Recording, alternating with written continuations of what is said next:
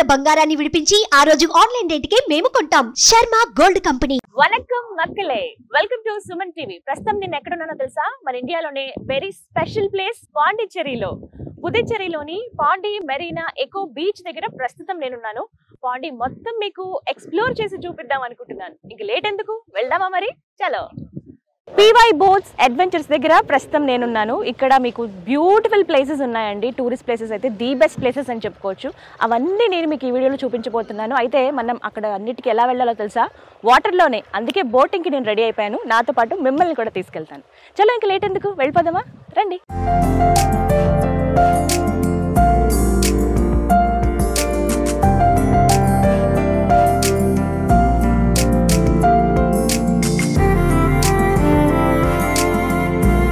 Wow, నిజంగా ఎంత beautiful place తెలుసా? పుదుచ్చేరి చాలా బాగుంది. యాక్చువల్లీ నేను విన్నాను ఇలా చాలా బాగుంటుంది ప్లేస్, రావాలే కానీ ఎక్స్పీరియన్స్ చేయాల్సిందే, మాటల్లో చెప్పలేము అని అన్నారు. ఇక్కడికి వచ్చాక నాకు అర్థమైంది అంత బాగుంది. ఇక్కడ ఏంటంటే డే లైఫ్ అలాగే నైట్ లైఫ్ రెండు బాగుంటాయి. డే ఎంత బ్యూటిఫుల్గా కనిపిస్తుందో మనకి డే టైంలో పాండిచ్చేరి, నైట్ లైఫ్ కూడా అంతే బాగుంటుంది. సో ఇక్కడ చాలా చాలా స్పెషల్ ఏరియాస్ ఉన్నాయట. ఫస్ట్ నేను మీకు ఫిషింగ్ హార్బర్ దగ్గరికి తీసుకెళ్తున్నాను. మనం ఫస్ట్ చూసే ప్లేస్ అదే. ఆ తర్వాత ఇంకా కొన్ని ప్లేసెస్ ఉన్నాయన్నమాట. వచ్చేసాం, ఆల్మోస్ట్ దగ్గరలో ఉన్నాము. మనకి ఇక్కడ నుంచి ఒక 5-6 ప్లేసెస్ చూపిస్తారు. ఇవన్నీ కూడా వాటర్లోనే, బీచ్ అంటే సముద్రంలోనే మనం వెళ్లాల్సి ఉంటుంది. సో అందులో ఫస్ట్ మనం చూసేది ఫిషింగ్ హార్బర్. ఇక్కడే దాదాపుగా మొత్తం చేపలని మార్కెటే ఇక్కడ మనకు కనిపిస్తుంది. డైరెక్ట్గా వచ్చి కొనుక్కునే వాళ్ళు చాలా మంది ఉంటారు. మనకి వేరే వే కూడా ఉంది, నార్మల్ రోడ్ వే. అలా కాకుండా ఇలా చూడాలి అనుకునే వాళ్ళకి ఇలా మనం వెళ్తున్న ఈ వేలో ఈ బోట్ ద్వారా కూడా చూడొచ్చు అనమాట. ఇదిగోండి బోట్స్ చూస్తున్నారా? దగ్గర ఒక 10-15 మంది దాకా ఎవరైతే చేపల వేట కోసం వెళ్తారో వాళ్ళు ఇంకా వాళ్ళ లైఫ్ అంతా అక్కడేనండి. ఒక 15 days వరకు వాళ్ళు ఇంకా కనిపించరు, మొత్తం సముద్రంలోకి వెళ్ళిపోతారు. వాళ్ళు ఎన్నైతే చేపలు తీసుకొస్తారంటే అదే వాళ్ళ లైఫ్. ఇంకా వీళ్ళు అక్కడే వాళ్ళు అన్ని రోజులు ఫుడ్ అలాగే అక్కడే వండుకుని తింటారు. మొత్తం అంతా ఆ బోట్లోనే ఉంటుంది వాళ్ళకి. అసలు ఎప్పటివో అని అర్థమవుతుంది చూస్తుంటేనే, చాలా కాలం నుంచి అవే యూజ్ చేస్తున్నారని. బట్ అవన్నీ కూడా చాలా స్ట్రాంగ్గా ఉన్నాయి. దగ్గర వీళ్ళు 500 nautical miles వరకు వెళ్తారండి. ఇంకా ఆల్మోస్ట్ శ్రీలంక దాకా వాళ్ళు వెళ్ళిపోతారు. అక్కడ దాకా వెళ్ళి ఫిషింగ్ అవి చేస్తారనమాట. అది కూడా వెళ్ళారంటే ఒక 15 days వరకు ఇంకా రానట్టే. ఆ తర్వాత మళ్ళీ వాళ్ళు ఎన్నైతే చేపలు పట్టుకుంటారో అవన్నీ తీసుకొస్తారో ఆ తెచ్చినవన్నీ కూడా ఇక్కడ ఒక మార్కెట్ ఉంది అవతల పక్క మనకు కనిపిస్తుంది. ఈ హార్బర్కి ఎదురుగుండానే ఉంటుంది. హార్బర్ దగ్గర మొత్తం ఫిషెస్ అన్ని పెడతారు. ఫ్రెష్ ఫిషెస్ కావాలి అన్నప్పుడు అక్కడికి వచ్చి మనం కొనుక్కోవచ్చు. బట్ వీళ్ళ లైఫ్ నిజంగా చాలా రిస్కీ, డేంజరు, చాలా బ్రేవ్ పీపుల్ అని చెప్పొచ్చు. కాసేపు మనం సముద్రం దగ్గర ఇలా ఉంటేనే మనకు భయం వేస్తుంది, కానీ వాళ్ళ లైఫే ఆ బోట్లలో గడిపేస్తారు. సగం జీవితం చాలా మందికి అవే వారసత్వంగా అవే కంటిన్యూ చేసే వాళ్ళు కూడా చాలా మంది ఉన్నారు. ఇలా సముద్ర తీర ప్రాంతంలో ఉన్న వాళ్ళకి మాక్సిమం జీవనాధారం అదే ఉంటుంది, చేపల వేటకి వెళ్ళటమే. బట్ చాలా మంది ఎన్ని బోట్స్ ఉన్నాయో చూడండి, పెద్దవి చిన్నవి మధ్యలో. అండ్ ఇంకొకటి ఏంటంటే ఇక్కడ ఎక్కడ మనకి వేరే లాంగ్వేజ్ లో కనపడదు, అంత తమిళ్. అంటే ఇక్కడ సంస్కృతి కూడా చాలా వరకు తమిళనాడు సంస్కృతి కనిపిస్తుందండి. కామన్ గా పుదుచ్చేరి గురించి చెప్పేటప్పుడు చెప్తూ ఉంటారు కదా, అంటే ఫ్రెంచ్ అలాగే మన భారతీయ సంస్కృతి ఉంటుంది, అలాగే ఫ్రెంచ్ వాళ్ళ కల్చర్ రెండు మిక్స్ చేసిన ప్లేస్ అనమాట ఇది. ఇక్కడ ఫ్రెంచ్ కాలేజ్ అవన్నీ ఎంత స్పెషలో కదా, చాలా మంది ఎంత ఫేమస్ అందరికీ తెలుసు. బట్ ప్రస్తుతం మనం చూస్తున్నది అయితే ఇదంతా కూడా ఫిషింగ్ హార్బరే. ఎవరైనా మీరు చక్కగా టూరిజం అంటే ఇష్టం ఉన్న వాళ్ళు, టూరిస్ట్ ప్లేసెస్ కొన్నిటికి వెళ్ళాలి, ఎక్స్ప్లోర్ చేయాలనుకున్న వాళ్ళు ఇక్కడికి వచ్చి ఇలా చూసుకుంటూ వెళ్ళొచ్చు అనమాట. కంప్లీట్ ఏరియల్ వ్యూ లాగా కూడా మీకు కొన్ని విజువల్స్ నేను చూపిస్తాను, ఎంత బ్యూటిఫుల్ గా ఉందో. సో హార్బర్ ఇప్పుడే రెడీ చేసుకుంటున్నారు వేటకు వెళ్ళడానికి. మేబీ వాళ్ళు మరొక కొన్ని గంటల్లో వెళ్తారేమో. చాలా నీట్ గా రెడీ చేసుకున్నారు. అండ్ ప్రతి బోట్ పైన మనం చూస్తున్నాం కదా మన ఇండియన్ ఫ్లాగ్, రెండు ఫ్లాగ్స్ పెట్టుకున్నారు ప్రతి దాని దగ్గర. చాలా బ్యూటిఫుల్ గా కనిపిస్తాయి వరుసగా అలా ఉంటే. సో అదనమాట ఫిషింగ్ హార్బర్. ఫస్ట్ మనం చూసింది హార్బర్ చూసాము. అండ్ నెక్స్ట్ ఇంకొక ప్లేస్ కి వెళ్తున్నాం, అది ఇంకా బ్యూటిఫుల్ గా ఉంటుంది. అండ్ అలాగే ఒకవైపు అంతా మనకి ఇవి కనిపిస్తాయి బోట్స్ అన్ని, అండ్ ఇంకొక వైపు చూడండి చెట్లు ఎంత బాగున్నాయో. Very nice place. నాకైతే ఎన్ని రోజులైందో ఇలా వాటర్ లో వెళ్ళి. మధ్యలో అక్కడక్కడ కొంగలు అలా ఉంటాయి, ఎంత బ్యూటిఫుల్ గా కనిపిస్తుందో తెలుసా. మొత్తం గ్రీనరీయే, మొత్తం చెట్లే అవన్నీ కూడా. వాటర్ లో ఉన్నాయనేమో కానీ అవి అసలు ఏం పాడవకుండా ఎంత గ్రీన్ గా నిండుగా కనిపిస్తున్నాయో చూడండి. చెట్లన్నీ కూడా భలే బ్యూటిఫుల్ గా ఉన్నాయి. ఓకే, ఇక్కడి నుంచి చూసుకోవచ్చు. మనం చూసే నెక్స్ట్ ప్లేస్ ఏంటో తెలుసా? Mangrove forest. ఇక్కడ నుంచి మనకు కొంచెం ఆనవాళ్ళు తెలుస్తున్నాయి కదా, మొత్తం చెట్లే. ఫారెస్ట్ అంతా కూడా చాలా బ్యూటిఫుల్ గా ఉంటుంది, కంప్లీట్ గ్రీనరీ. అసలు పైనుంచి అంటే ఆ వ్యూ చూస్తే ఉంటుందండి, అద్భుతం, అసలు మాటల్లో చెప్పలేం. నేను మీకు విజువల్స్ లో చూపిస్తాను చూడండి. ఇక్కడ నుంచి చూస్తేనే అసలు భలే ఉందని అనిపిస్తుంది. అంటే ఫారెస్ట్ నార్మల్ గా మనం చూసేవి వేరే ప్లేసెస్ లో, అందులోనూ సముద్రం దగ్గర ఇలా ఫారెస్ట్ చూడడం అనేది ఫర్ ద ఫస్ట్ టైం. అది కేవలం మనకి పాండిచ్చేరిలో మాత్రమే ఉంటుంది.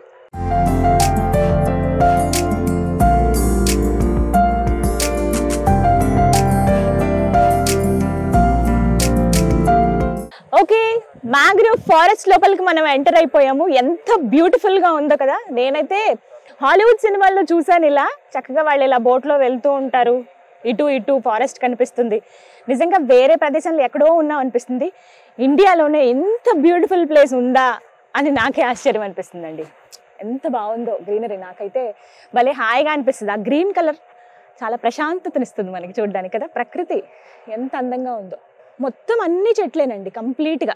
మళ్ళీ ఒకే రకం చెట్లు ఉన్నాయి చూసారా, మధ్య మధ్యలో వేరేవి కాదు, అన్ని ఒకటే రకం చెట్లు కనిపిస్తున్నాయి. సన్సెట్ అవుతూ ఉంది. అసలు అద్భుతమైన లొకేషన్ అండి, చాలా చాలా బాగుంది. ఇంకా కొంచెం సన్ డౌన్ అవుతున్న కొద్దీ ప్రకృతిలో అందం పెరిగిపోతూ ఉంటుంది. ఇంకా అంటే అసలు కరెక్ట్ టైం అనమాట మనం చూడాల్సింది. నేను పర్టికులర్గా అడిగాను. యాక్చువల్లీ ఇది మార్నింగ్ మనకి 9-10 నుంచి స్టార్ట్ అవుతుంది. బట్ 5 లోపు మనం ఇక్కడికి వచ్చేస్తే కనుక బోటింగ్ ప్లేస్ దగ్గరికి, ఎక్కడైతే మనం ఇప్పుడు దాకా మీకు PY బోట్స్ చూపించానో అక్కడికి వచ్చేస్తే పర్వాలేదు. బిఫోర్ 5 అనమాట. 5 దాటితే అలౌ చేయరు. సో 5 లోపు కనుక మనం ఇక్కడ ఉంటే ఎంత త్వరగా మనం బోటింగ్కి వచ్చేస్తే ఒక మంచి బోట్ మనకి ఇస్తారు. ఇంకా ఇదేంటంటే చాలా వరకు దగ్గర ఒక 10 to 12 మెంబర్స్ పడతారు. లేదు నాకు స్పెషల్గా కావాలి బోట్స్ అన్నా కూడా అలా రావచ్చు. ఫ్యామిలీస్తో వచ్చినప్పుడు, లేదా ఎక్స్ప్లోర్ చేద్దామని సింగిల్గా వచ్చిన వాళ్ళు కూడా ఉంటారు. అలాంటి వాళ్ళు ఈ మధ్య కాలంలో చూస్తున్నాం కదా, వాళ్ళు రావడానికి నిజంగా చాలా బాగుందండి. భలే అసలు వెళ్తున్నారు వీళ్ళు ఎక్స్పర్ట్స్ తెలుసా. చాలా మంది ఉన్నారు, దగ్గర ఒక 20 to 30 మెంబర్స్ ఉంటారేమో ఇలా బోట్స్లు మనకి తీసుకెళ్లే వాళ్ళు. ఆ అన్న వాళ్ళని చూడండి, అసలు భలే ఉన్నారు వాళ్ళు. పా ఎంత బాగుందో చూడండి. ఇందాకంతా ఒక ఎత్తు, అంటే మధ్యలో ఎక్కడ మనకి ట్రీస్ అనేవి ఇలా కవర్ అవ్వవు, బట్ ఇక్కడ పర్టికులర్గా మనం కొంత దూరం వచ్చిన తర్వాత ఇలా పైకి కవర్ అవుతున్నాయి అనమాట. ఎంత బాగుందో ఈ ప్లేస్. ఇగో ఆల్రెడీ ఎంత స్లోగా ప్రశాంతంగా వస్తున్నారో వీళ్ళైతే. హాయిగా ఫ్యామిలీ వెళ్ళారు పిల్లలతోటి, భలే ఉన్నారు. హాయ్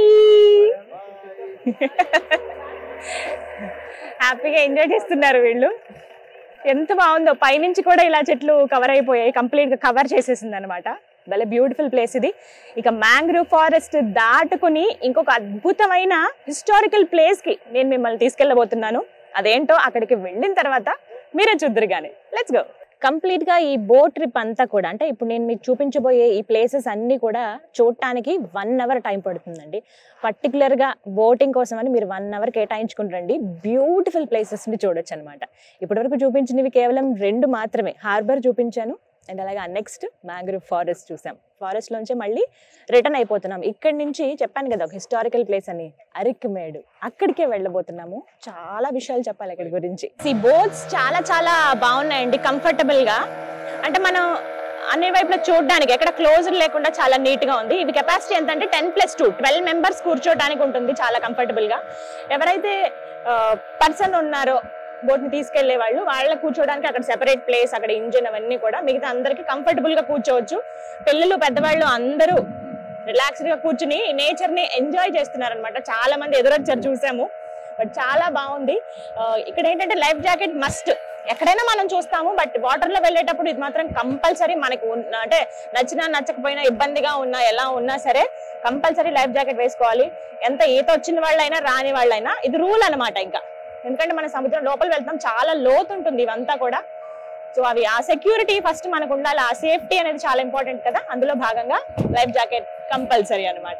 విజువల్స్ తీసుకోవడానికి కొంచెం మాకు ఏమైనా స్పెషల్ గా ఏమైనా చూపించండి అంటే, ఇట్లా లిఫ్ట్ అంట కంప్లీట్ గా ఇలా తిప్పారు. అండ్ అక్కడ మాకు నేను ఎక్స్పీరియన్స్ చేసింది ఏంటంటే, కొన్ని ఫిషెస్ ఇలా జంప్ చేస్తున్నాయి పైకి, భలే ఉంది అసలు. ఓకే, ఇక్కడ నుంచి దిగి మనం వెళ్ళాలి. దగ్గర ఒక 100 meters నడవాల్సి ఉంటుంది. చెప్పాను కదా మరొక హిస్టారికల్ ప్లేస్ అనేది, అదే అరిక్మేడ్. అక్కడికి వెళ్తున్నాం.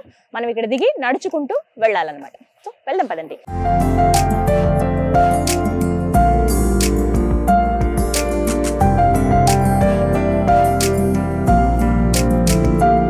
బోట్ దిగేసాము, కొంచెం దూరం నడవాల్సి ఉంటుంది. అరిక్మేడ్ మనం వెళ్తున్నాము. ఇక్కడి నుంచే ఇదంతా కూడా అడవే, మ్యాంగ్రోవ్ ఫారెస్ట్ కదా. మనమేమో ఇందాక వచ్చింది వాటర్లో వచ్చాము.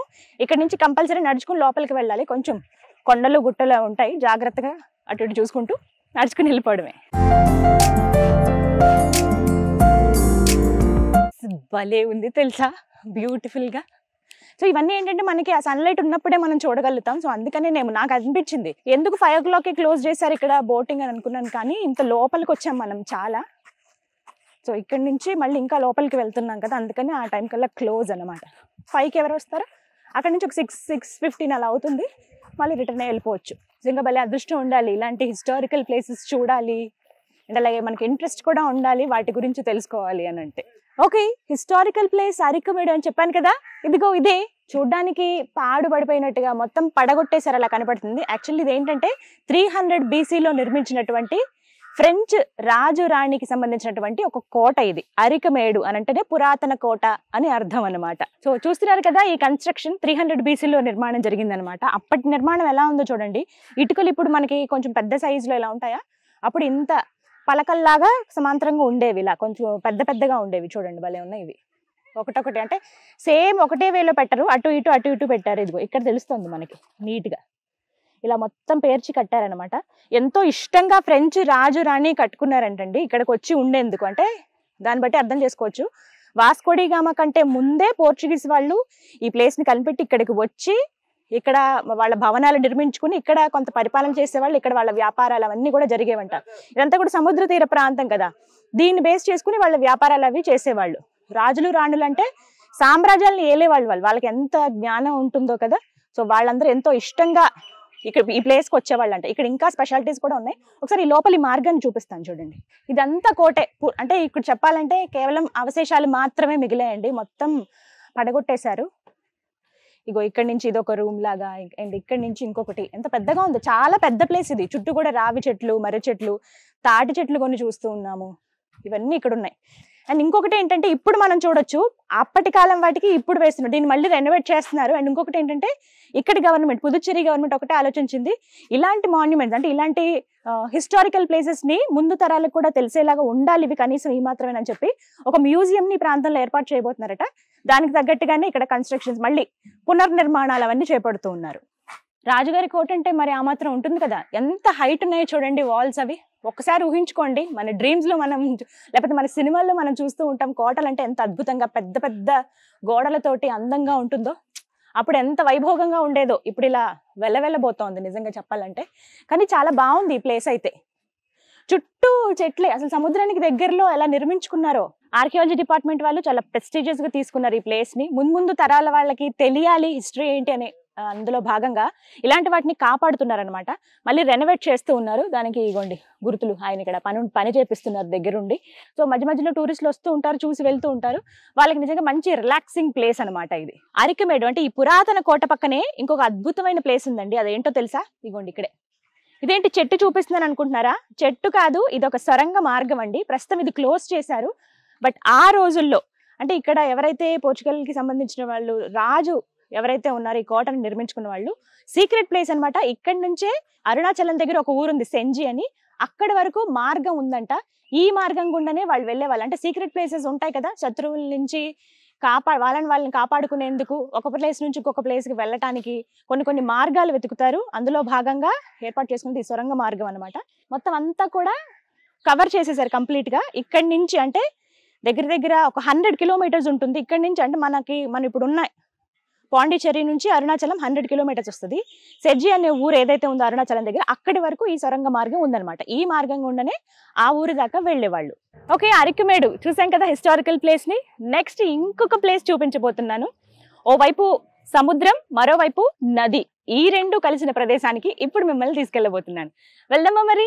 చలో చలో చలో చలో.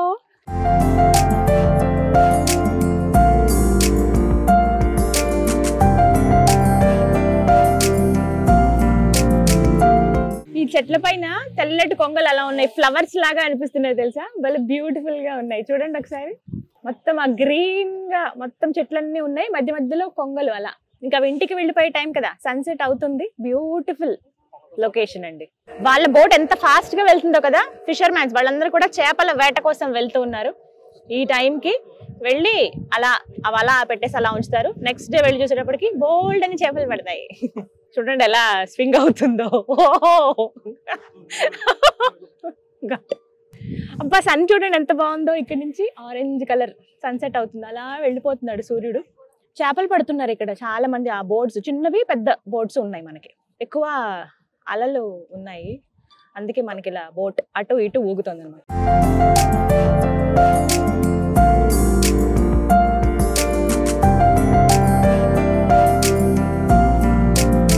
ఎగ్జాక్ట్ గా ఇదే ప్లేస్ అండి, నది మరోవైపు సముద్రం రెండు కలిసిన ప్రదేశం అన్నమాట. మొత్తం ఇక్కడ లోతు ఎంత ఉంటుందో తెలుసా, 180 అడుగుల వరకు లోతు ఉంటుంది. అండ్ జస్ట్ అక్కడ నుంచి చూద్దాం అనుకునే వాళ్ళకి ఇదిగో వాక్ వే, అదంతా అలా నడుచుకుంటూ చూడొచ్చు. ఇవన్నీ కూడా రాక్స్ అన్నమాట. అండ్ ఇక్కడ పుదుచ్చేరిలో రాక్ బీచ్ కూడా చాలా చాలా ఫేమస్. ఇలాంటి రాళ్లే దాదాపుగా కనిపిస్తాయి. ఆ రాళ్ళ రంగు కూడా చూసారా, పూర్తిగా నలుపు రంగులో ఉంటాయి. మళ్ళీ వాటిపైన నాచు అలా ఏ ఉండదు, నీట్ గా ఉంటాయి. ఆ రాళ్లు కూడా మొత్తం బ్లాక్ కలర్ లో ఉంటాయి, పెద్ద పెద్ద స్టోన్స్ అనమాట. అవన్నీ ఎలా ఉంటాయంటే జస్ట్ ఎవరో పేర్చినట్టుగా అనిపిస్తాయి, కానీ అవి ప్రకృతిలో సహజంగా అలా ఏర్పడ్డవే. కానీ ఎవరో ఇలా మొత్తం అన్నిటిని ఫామ్ చేశారేమో అన్నట్టుగా మనకు కనిపిస్తాయి అనమాట. బ్యూటిఫుల్ గా ఉంటుంది రాక్ బీచ్.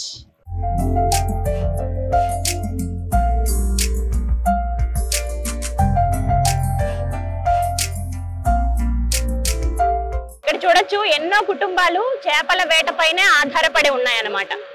ఇవన్నీ ఫిషింగ్ బోట్సే కంప్లీట్ గా, ఈ చిన్న పెద్ద ఇవన్నీ కూడా ఫిషింగ్ బోట్సే. ఇంకొన్ని ఇలా మనకి టూరిస్టులు ఎవరైతే వస్తారో వాళ్ళు వెళ్ళటానికి అనమాట.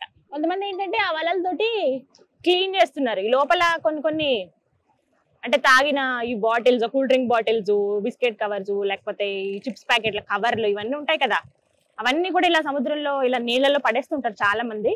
అవి కూడా ఒకవైపు నుంచి క్లీన్ చేస్తూ ఉన్నారు. జస్ట్ ఇలా నెట్స్ లాగా వేసేసి క్లీన్ చేస్తున్నారు. ఎంత చెత్త వస్తుందో తెలుసా. కానీ అదొక్కటి మనం తెలుసుకోవాలండి, ఇంత బ్యూటిఫుల్ ప్లేసెస్ ని మనంతట మనమే పాడు చేసుకుంటున్నాము. అలా పాడు చేయకుండా ఉండాలంటే మనం వాడిన వస్తువులు ఏవైతే ఉంటాయి, కవర్స్ చిన్న చిన్నవి మన దగ్గరే ఉంచి తర్వాత బయటకి బోట్ దిగేసిన తర్వాత బయట పడేస్తే ఓకే, అక్కడ అది కాల్చడమో ఏదో ఒకటి చేస్తారు. వాటర్ లో ఉన్న జీవరాశులు కూడా ఎంత ప్రాబ్లమో, అవేవో ఫుడ్ ఉన్నాయి కదా అని తినేస్తాయి, వాటి గొంతు కట్టుపడిపోయి చనిపోవడమో లేకపోతే ఏదో ఒక ప్రాబ్లం వాటికి అవ్వడమో ఇవన్నీ అనమాట. ఎందుకు మనం అలా పాడు చేయడం ఈ అందమైన ప్రకృతిని? అదే నాకు అనిపించింది ఇందాక. అసలు మొత్తం ఒక కవర్ తోటి ఒక నెట్ అంతా ఇంత చెత్త తీశారు. అన్ని కూడా కవర్స్, గ్లాసులు, వాటర్ బాటిల్స్, ఇవన్నీ ప్లాస్టిక్ ఇవన్నీ ఉన్నాయి. మనం ఎక్కడైతే స్టార్ట్ అయ్యామో అదే ప్లేస్ కి వచ్చేసాం. 6:13 అయిందండి టైం. 1 అవర్ పట్టింది ఎగ్జాక్ట్ గా, చెప్పాను కదా 1 అవర్. ఇంకా మధ్యలో కొంచెం ఎక్కువసేపు మీకు అవన్నీ చూపించాలనే ఉద్దేశంతో ఎక్కువసేపు ఆగాం మేము. మామూలుగా అయితే జస్ట్ ఇలా వెళ్ళి తీసుకొచ్చేస్తారు. వీటికి సెపరేట్ గా ఛార్జెస్ ఉంటాయి, ఒక్కొక్క పర్సన్ కి ఇంత అని చెప్పి. సో అలా ఛార్జ్ చేస్తారు. మనం ఫ్యామిలీస్ గా అంటే గ్రూప్ ఆఫ్ పీపుల్ వెళ్తే ఎంజాయ్ చేయడానికి చాలా చాలా బాగుంటుంది. తప్పకుండా రండి. టూరిస్ట్ ప్లేస్ ఉంది, ఎప్పుడు మేము వెళ్ళలేదు పుదుచ్చేరి అన్న వాళ్ళకి అర్థమయ్యేలా ఈ వీడియో నేను మీకు అందిస్తున్నాను. ఓకే, నా బోటింగ్ కంప్లీట్ అయిపోయింది. నిజంగా బ్యూటిఫుల్ ప్లేసెస్ అండి, చాలా చాలా అంటే మంచిగా తీసుకెళ్లారు బోట్ లో. అన్ని ప్లేసెస్ చూడగలిగాము. అండ్ అలాగే ఎక్స్ప్లోర్ చేయాలి అనుకున్న వాళ్ళకైతే ది బెస్ట్ ఎక్స్పీరియన్స్ అవుతుంది డెఫినెట్ గా. సో మీరు కూడా రండి పుదుచ్చేరిలో ఇప్పుడు నేను మీకు చూపించినటువంటి పాండి మెరీనా బీచ్.